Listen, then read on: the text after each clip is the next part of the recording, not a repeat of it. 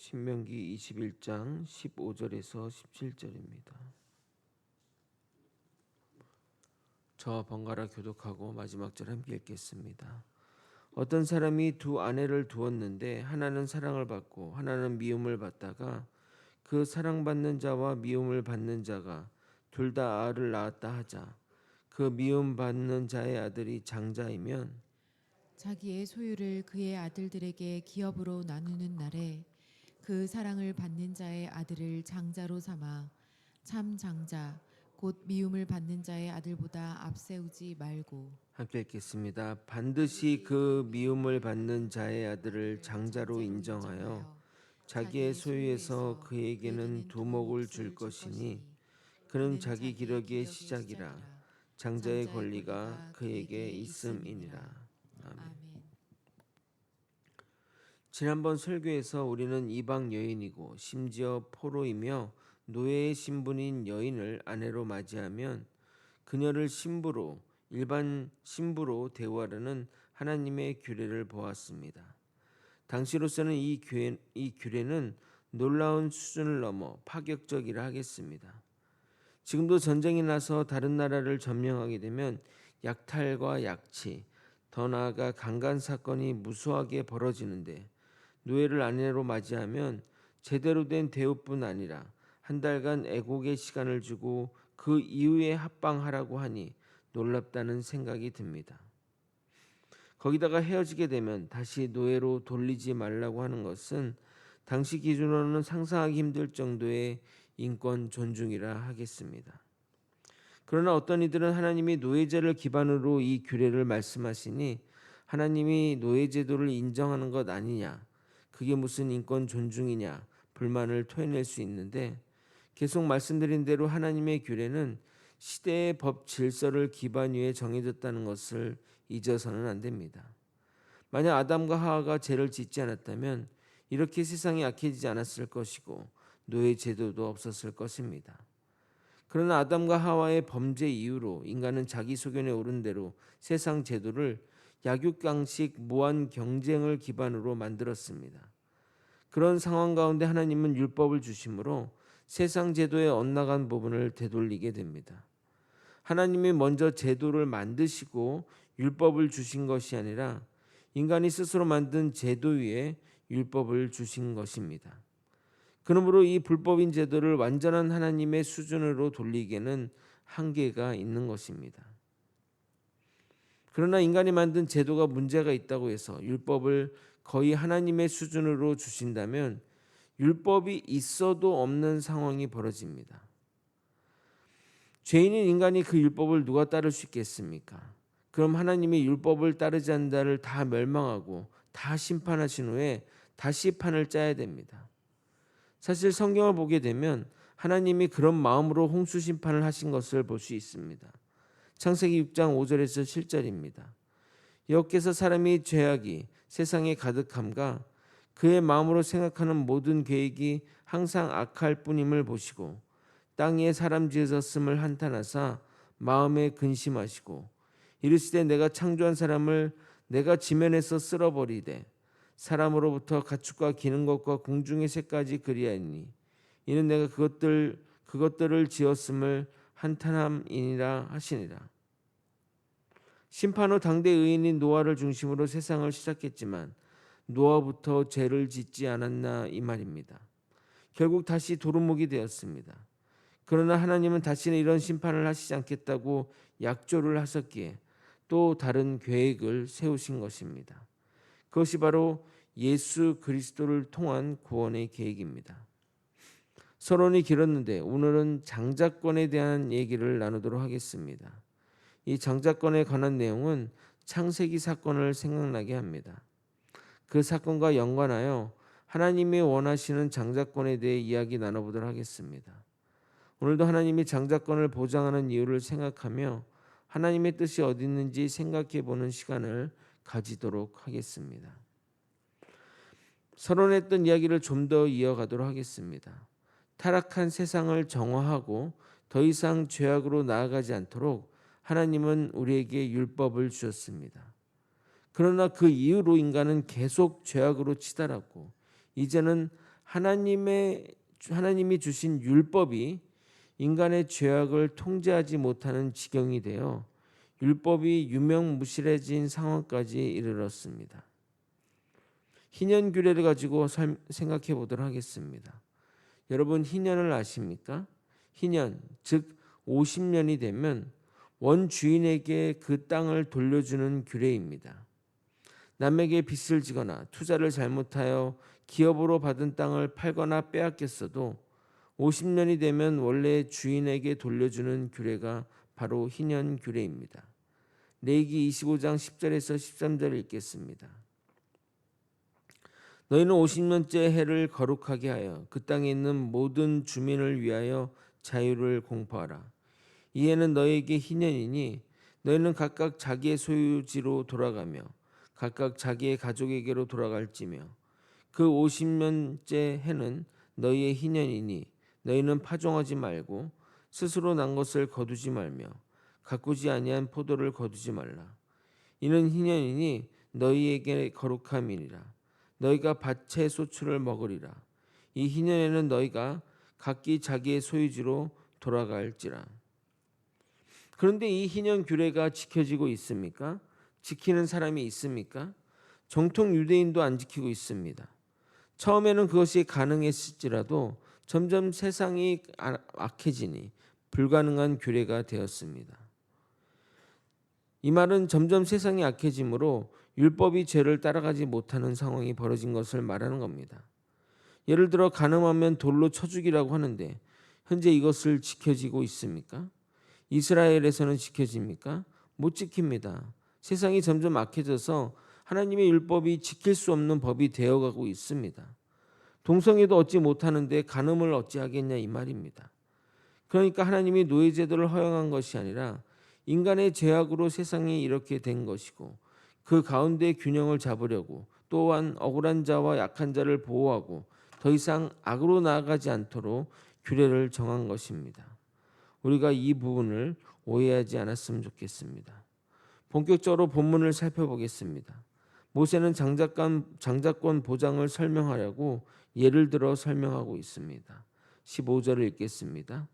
어떤 사람이 두 아내를 두었는데 하나는 사랑을 받고 하나는 미움을 받다가 그 사랑을 받는 자와 미움을 받는 자가 둘 다 아들을 낳았다 하자. 그 미움 받는 자의 아들이 장자이면 두 아내가 있는데 한 아내는 남편이 사랑하는 아내이고 한 아내는 남편이 사랑하지 않는 아내입니다. 왜 사랑하지 않는 아내와 결혼했냐? 이런 질문이 나올 수 있는데 그런 부차적인 것은 가상의 예인이 따지지 않는 것이 좋을 것 같습니다. 원래는 사랑했는데 두 번째 부인과 결혼하며 싫어졌을 수도 있고 아니면 야곱처럼 원치 않는 여인과 결혼하게 된 경우인지 알 수가 없습니다. 물론 여기서도 일부 다처제가 하나님의 뜻이냐 물어볼 수 있습니다. 한 남자가 두 여자와 결혼한 것은 인간의 죄악으로 인해 또는 자녀가 재산이기에 더 많은 자녀를 낳고자 일부 다처제가 허용된 것이지 하나님이 허락한 것은 아닙니다. 하나님이 창조하시면서 원했던 것은 일부 일처제입니다.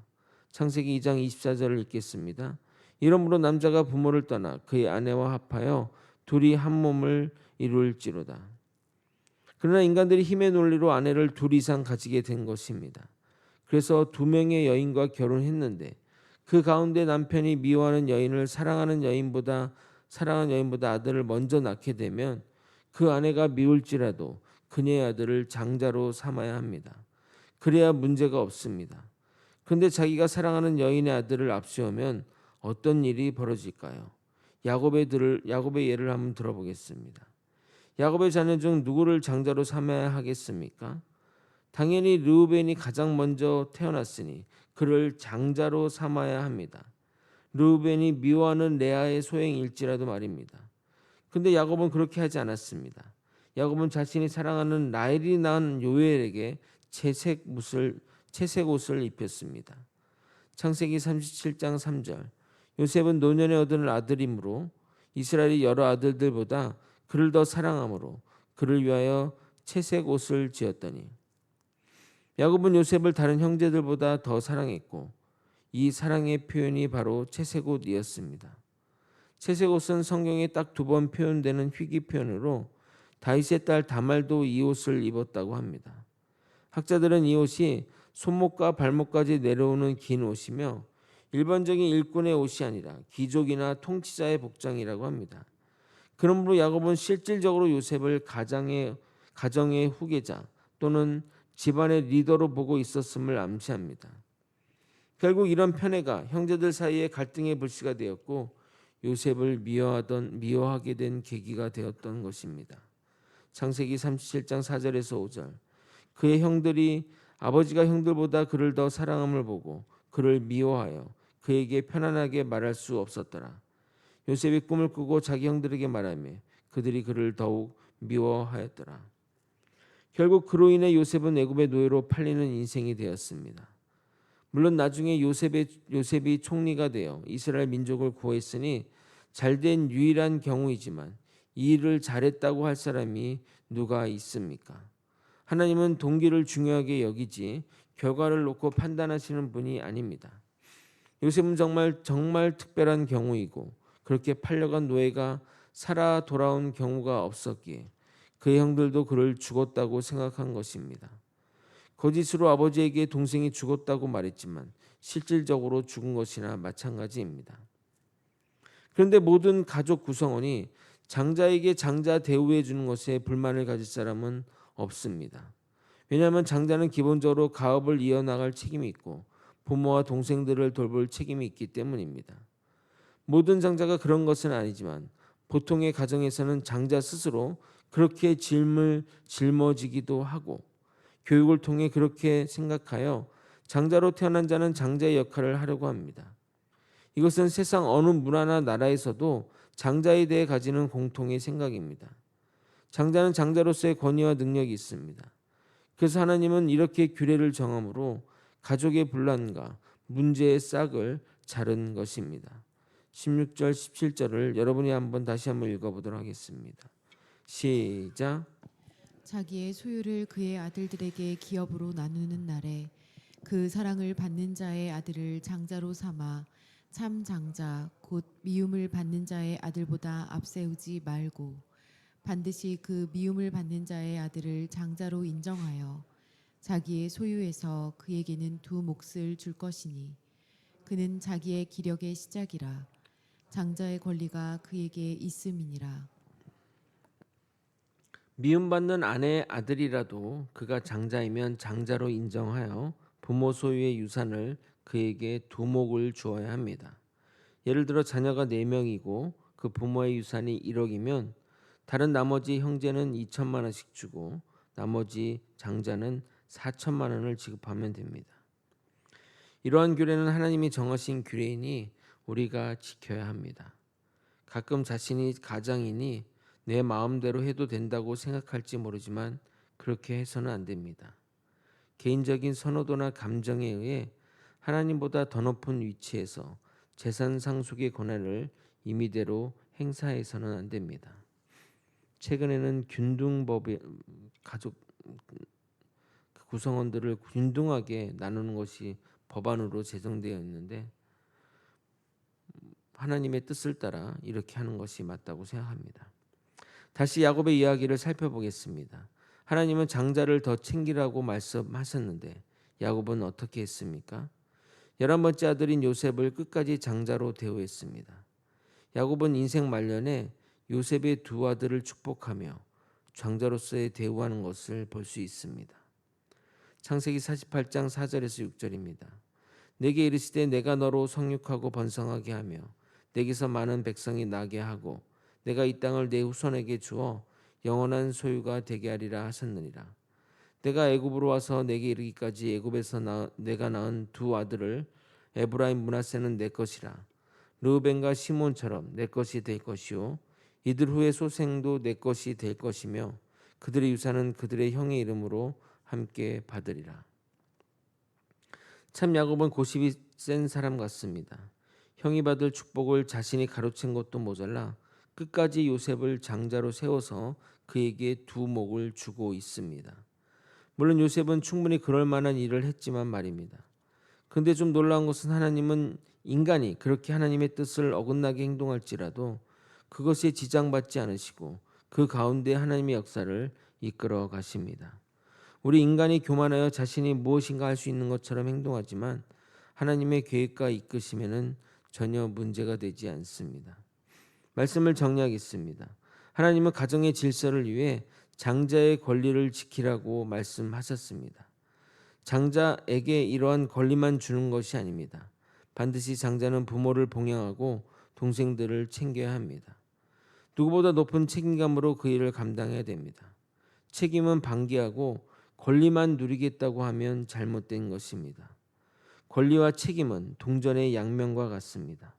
반드시 누리는 만큼 책임질 부분도 감당해야 됩니다. 우리는 주의 은혜로 값없이 구원받은 자들입니다. 우리는 조건 없이 천국이 예비된 자들입니다. 그러나 우리에게도 책임이 있습니다. 물론 이 책임을 못했다고 해서 은혜가 취소되는 것은 아니지만 참된 주의 자녀라면 그 책임을 감당해야 됩니다. 우리 모두 주의 말씀 따라 주의 맡기신 사명 감당하는 우리가 되길 예수 그리스도 이름으로 축원드립니다.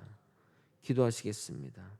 하나님 아버지, 하나님이 우리에게 맡기신 사명을 책임지는 마음으로 감당하는 우리가 되게 도와주시옵소서.